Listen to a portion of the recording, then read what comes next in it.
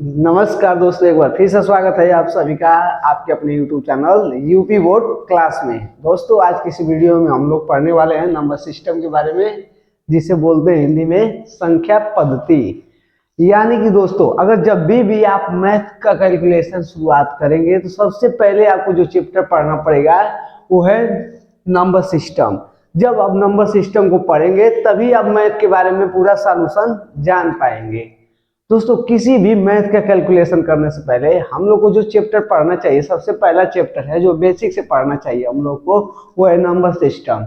Number system को आप अगर बेसिक से आप जानकारी रख लेते हैं, अगर नंबर सिस्टम की आप लोग को नॉलेज हो जाती है अच्छे से, तो आप लोग किसी भी अंक यानी डिजिट के बारे में आप लोग को अच्छा से अच्छा ज्ञान का अनुभव हो सकेगा दोस्तों।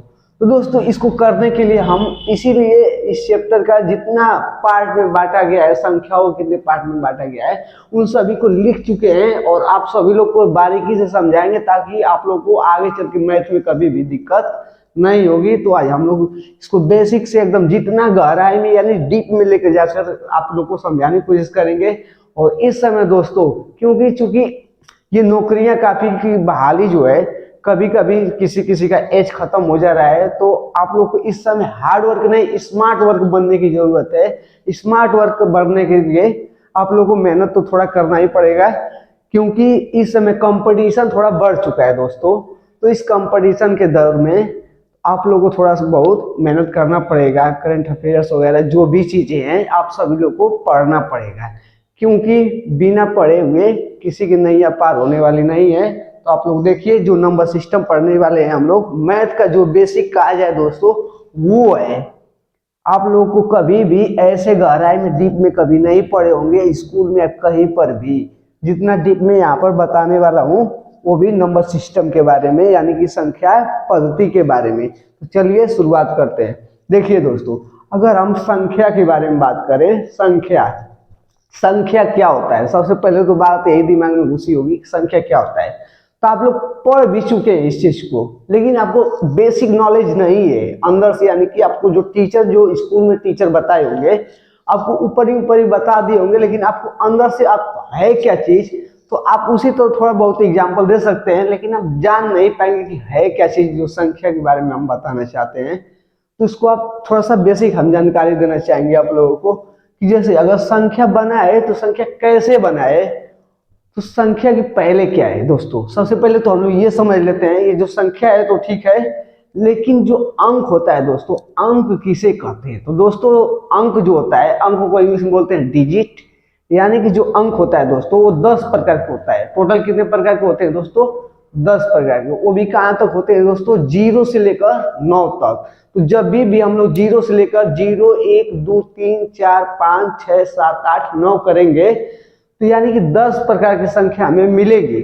उन सभी नंबरों से हमें मिल करके क्या प्राप्त होता है, एक संख्या प्राप्त होता है। यानी कि जब हमें कभी भी हम मान लेते हैं कि हमें 12 बनाना है या 14 बनाना है या 15, कुछ भी ऐसे संख्या, लाखों करोड़ों हजार जो भी बनाना है संख्या है, तो उसके लिए हमें किसका इस्तेमाल करना होगा, डिजिट का है।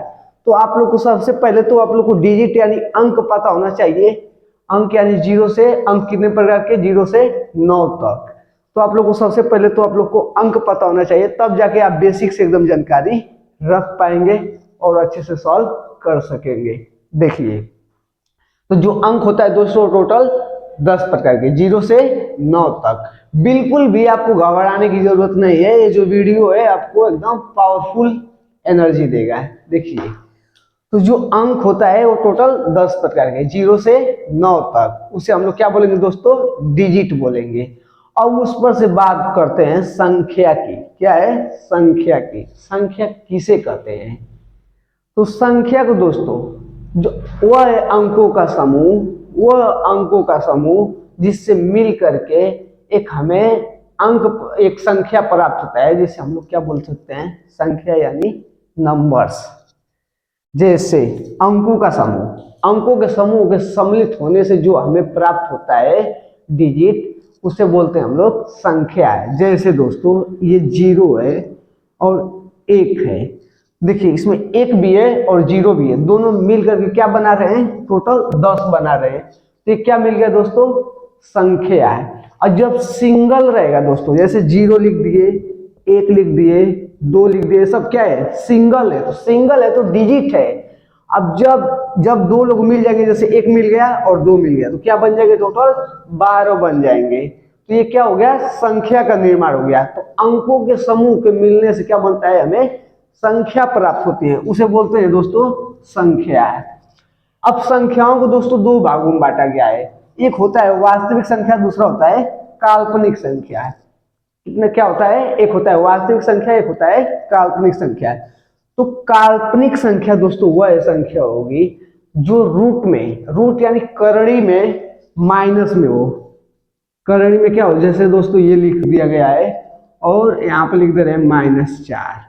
इस टाइप की जो संख्या रहेंगी वो काल्पनिक संख्याएं कहलाएंगी। जैसे करणी में -5 और करणी में -4।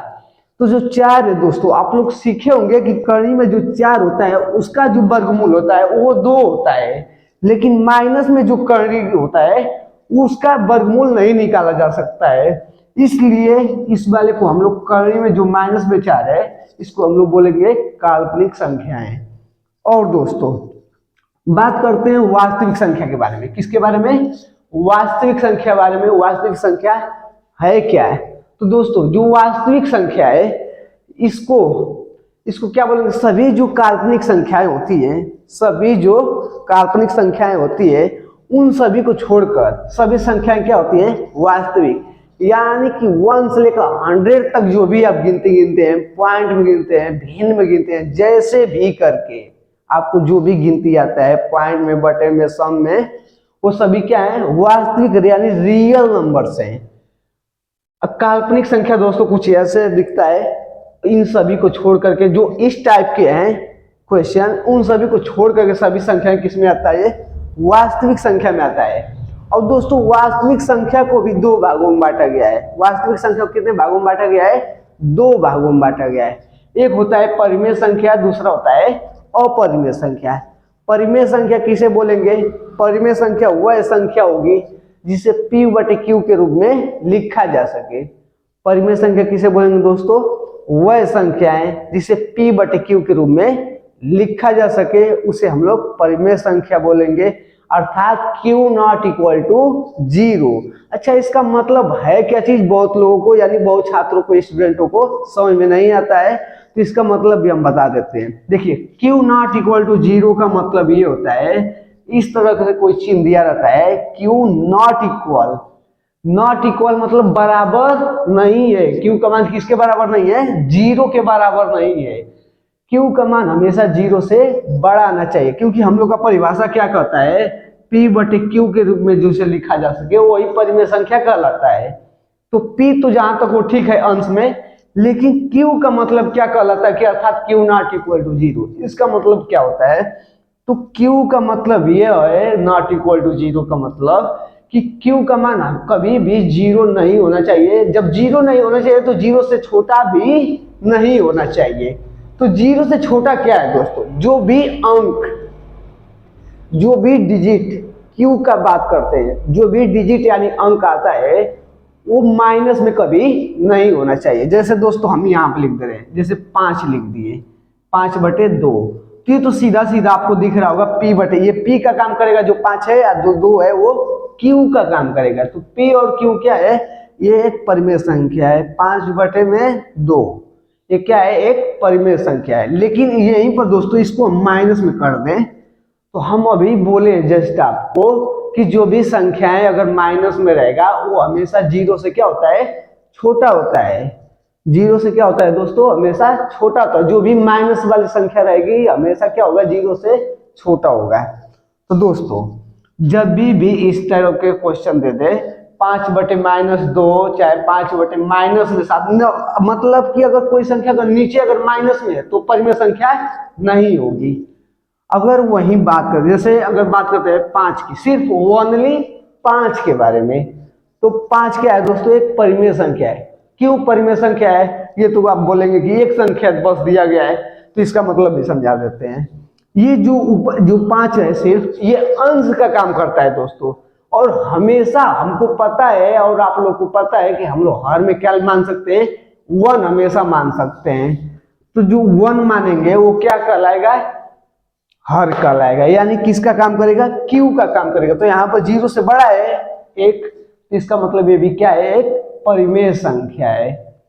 तो ये सब क्या है, एक परिमेय संख्या है। और अपरिमेय का मतलब क्या होता है दोस्तों, जिसे P/Q के रूप में नहीं लिखा जा सके, जिसे P/Q के रूप में नहीं लिखा जा सके।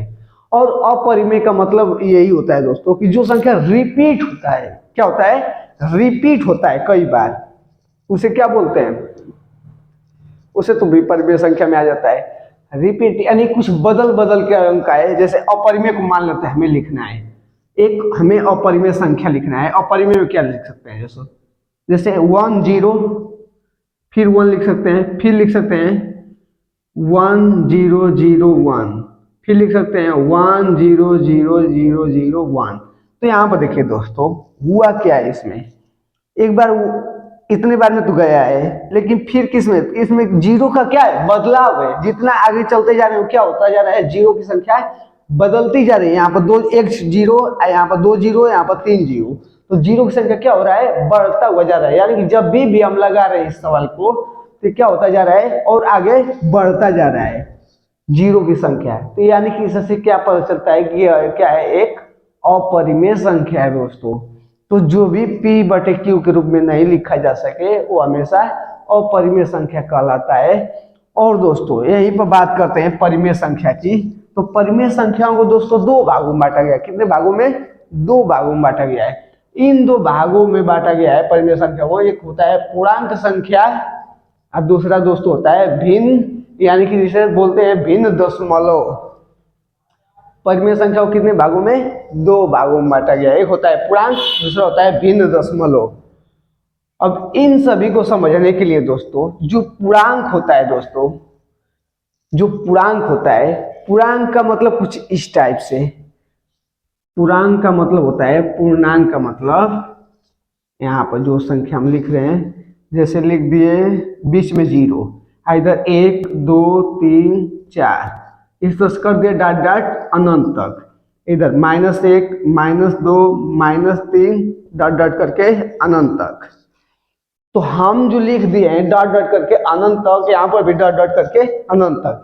लेकिन दोस्तों आप गौर कीजिए कि बीच में क्या है, 0, बीच में 0 है, या दोनों की लेफ्ट और राइट में क्या है, लेफ्ट से -1 2 3 माइनस में, और डॉट डॉट का मतलब यह होता है कि अब इस संख्या को हम लोग लेकर जा सकते हैं और आगे भी जरूरत पड़े तो हम लोग बढ़ा भी सकते हैं।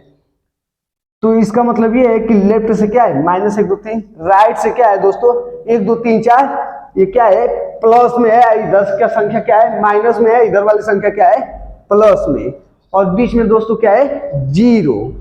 इसे ही हम लोग बोलते हैं पूर्णांक संख्या।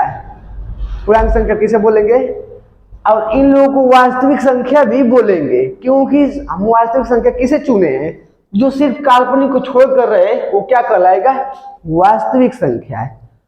काल्पनिक को छोड़कर सभी संख्याएं क्या कहलाएंगी, वास्तविक संख्या। तो ये पूर्ण संख्या भी है दोस्तों और परिमेय संख्या भी है। और जैसे पूर्णांक संख्या की आप लोग को परिभाषा यानी डिफिनेशन प्रदर्शित करना होगा, अगर दिखाना होगा, जिसे बोलते हैं दोस्तों क्या चीज इंग्लिश में, इंटीजर्स। क्या बोलते हैं, इंटीजर्स। तो दोस्तों अगर 0 बीच में, राइट से 1 2 3 4, लेफ्ट से -1 2 3 4, अगर इस तरह से आपको दिखता है तो क्या कहलाएगा, पूर्णांक संख्या है, जिसे क्या बोलेंगे, पूर्णांक संख्या है। और दोस्तों भिन्न दशमलव का मतलब क्या होता है, कभी भी आप लोग को अंश और हर तो दिखता ही है। जैसे अभी समझे हम लोग परिमेय संख्या में P/Q, तो अंश ही हर और था, अंश था और क्या था, हर। जो अंश का काम कर रहा था P था, हर का काम कौन कर रहा था, Q। तो दोस्तों अगर कभी भी अगर ऊपर वाली संख्या यानी अंश में कम हो जाए और हर में संख्याएं बढ़ जाए, तो जब भी हम लोग संख्या में भाग देंगे, उस अंक में भाग देंगे, तो हमें दशमलव में कोई संख्या मिलेगा। ये तो एक प्रकार से हम लोग को भिन्न दिख ही रहा है, लेकिन जब भी हम लोग 5 से अगर 2 में भाग देने की कोशिश करेंगे तो क्या किस में जाएगा, पॉइंट में जाएगा, यानी दशमलव में जाएगा। तो इसे बोलते हैं दोस्तों हम लोग भिन्न दशमलव। तो इसी तरह के वीडियो के साथ हम लोग हमेशा मिलेंगे। और आप लोग को यह वीडियो कैसा लगा आप लोग कमेंट बॉक्स में जरूर बताएं, और मिलते हैं नेक्स्ट वीडियो में। तब तक के लिए जय हिंद। आपके कमेंट का इंतजार है, मिलते हैं नेक्स्ट वीडियो में।